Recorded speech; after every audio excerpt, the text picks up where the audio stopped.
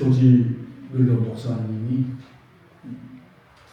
예수님을 믿기 전에, 회심하기 전에 참으로 거친 불황하였습니다.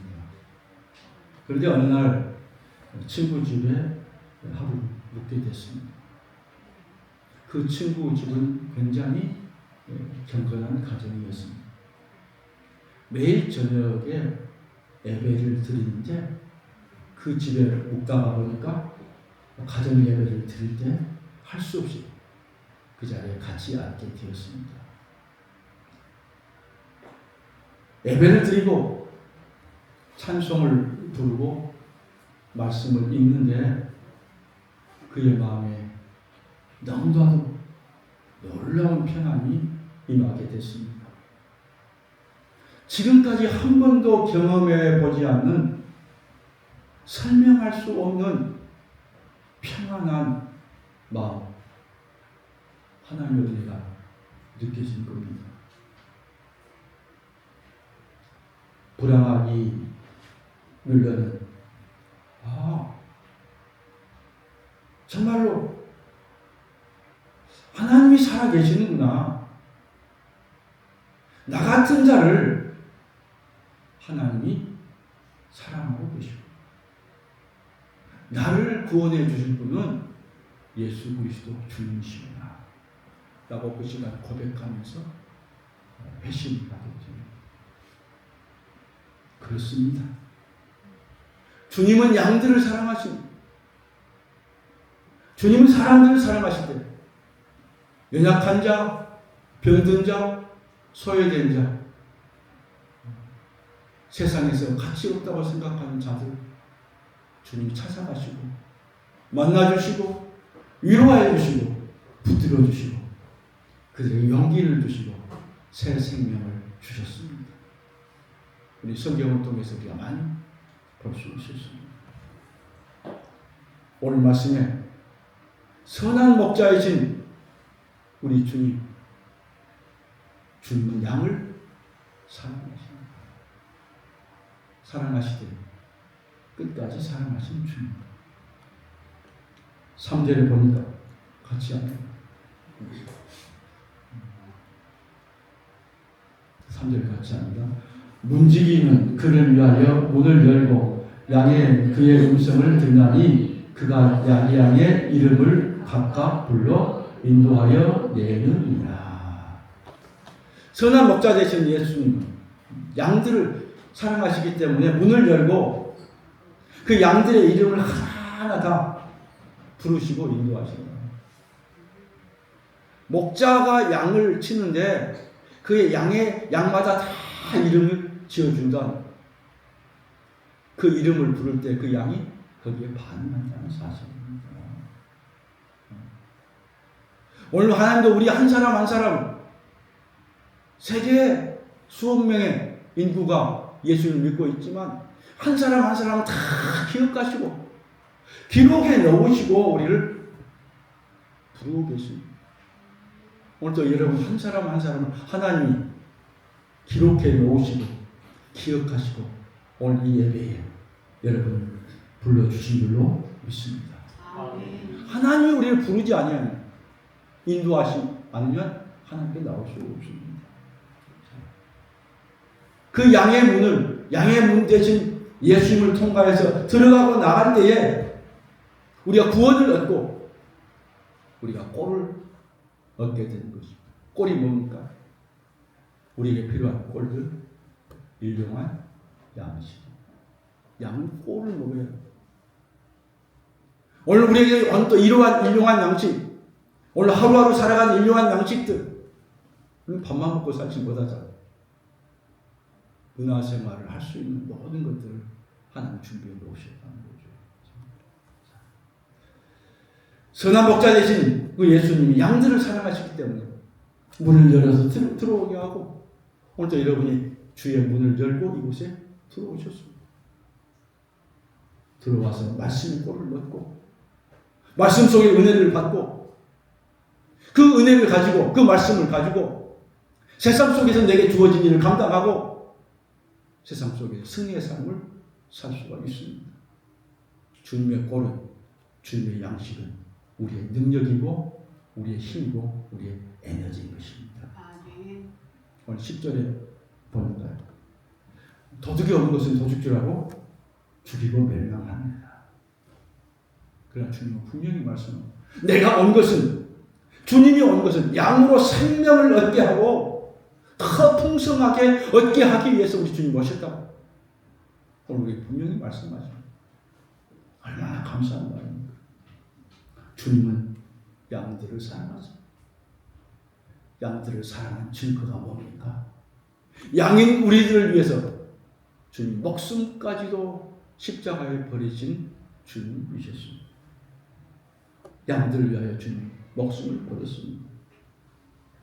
주님은 양들을 사랑하시되 끝까지 사랑하셨습니다. 주님은 죄로 인해서 죽을 수밖에 없는 우리를, 우리의 죄를 대속해 주시고 생명을 구원해 주셨습니다. 그 주님의 은혜가 얼마나 감사한지 이번 주간도 지내면서 말씀을 준비하면서 참 부족하고 세상에서 연약한 자들, 또 때로는 하나님의 말씀대로 살기를 원했지만 그렇게 살지 못하고 불순종하고 거역하고 그런 우리를 버리지 아니하시고 또 여전히 사랑하시고 오늘도 우리를 부르시고 세우시고 말씀하시고 위로하시고 용기해 주시고 괜찮아, 괜찮아, 괜찮아, 일어나, 괜찮아, 나와 함께 같이 가자, 나와 함께 가자. 자, 진정한 힘과 진정한 위로가 누구냐? 바로 우리 주님이십니다. 그런 은혜를 받은 우리들, 우리는 어떻게 살아야 되는가? 생명을 사랑하시는 주님의 은혜를 받은 우리는 어떻게 살아야 되는가? 오늘 세 가지로 요약해서 말씀드리고자 합니다. 첫 번째, 생명을 귀하게 여기는 마음을 가져야 합니다. 세상에서 가장 중요한 것은 생명입니다. 성경은 말합니다. 천하를 다 얻고도 자기 목숨을 잃으면 아무 유익이 없다고 누가복음 9장 25절 말씀합니다. 우리 주님은 죄인 한 사람 한 사람을 누구보다도 긍휼히 여겼습니다. 에스겔 18장 23절 말씀 같이 합니다. 내가 어찌 악인이 죽는 것을 조국민들 기뻐하랴.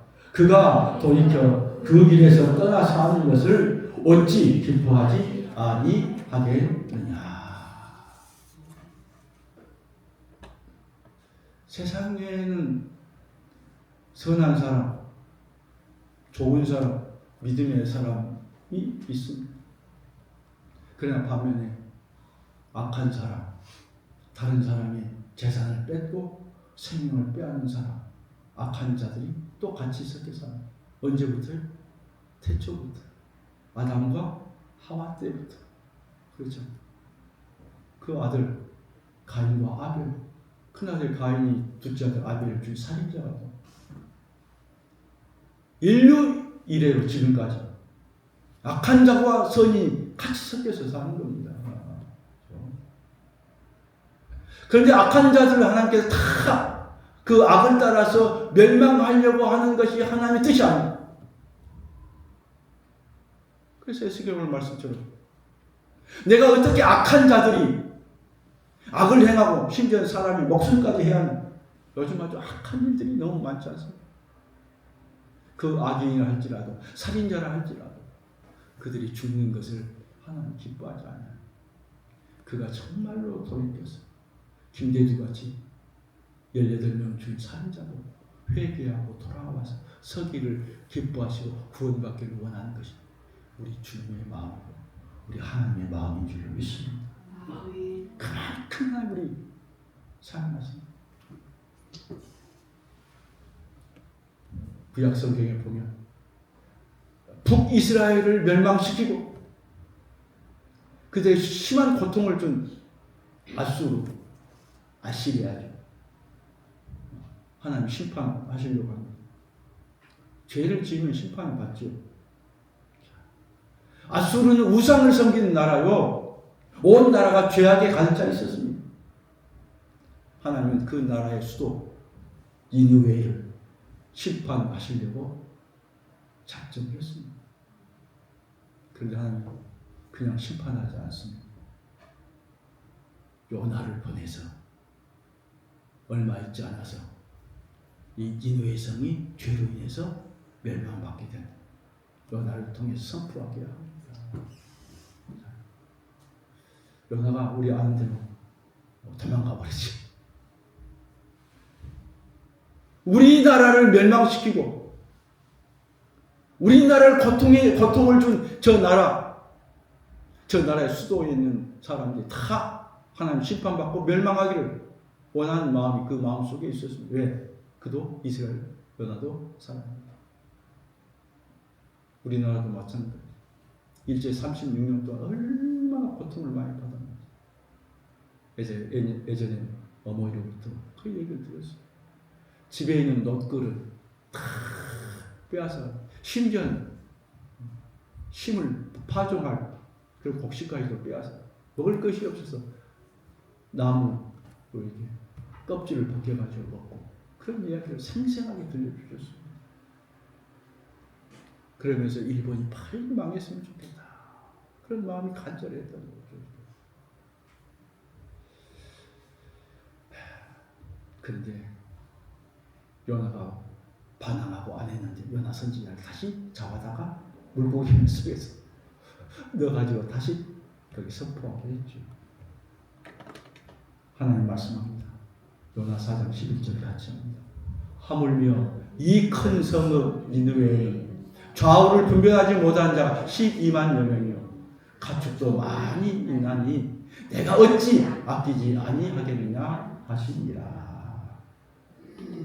그들을 다 그 죄로 멸망시키면 거기에는 어린 아이들도 어린 아이들 전쟁을 했으니까 뭐 나쁜 짓을 했으니까 어른들이 잘못한 거잖아요. 어른들이 잘못해가지고 그 죄값은 어린 아이와 가축들도 같이 받는 거예요. 하나님이 죄를 지은 자는 미워하지만 그러나 거기에는 12만 명이나 되는 어린 아이들, 연약한 자들이 있었다. 죄와 상관없는 자들이 있었다. 가축도 많이 있다. 내가 어찌 그것을 아끼지 않느냐. 회개하고 돌아오게 후원. 우리 결과를 여러분 알고 계시죠? 요나가 3일 동안 해라 했는데 하루 했어요. 근데 그들이 요나가 외치는 심판의 메시지를 듣고 왕으로부터 백성들까지 다 하나님의 금식하고 회개해요. 그래서 니느웨가 망하잖아요. 우리 같으면 일본의 도쿄가 망하지 않아요. 거기에는 연약한 영혼들을 하나님 사랑하신다는 거예요. 하나님은 누구보다도 한 생명 한 생명을 존귀하게 여기시고 사랑하신다. 비록 어린아이와 힘이 없고 보잘것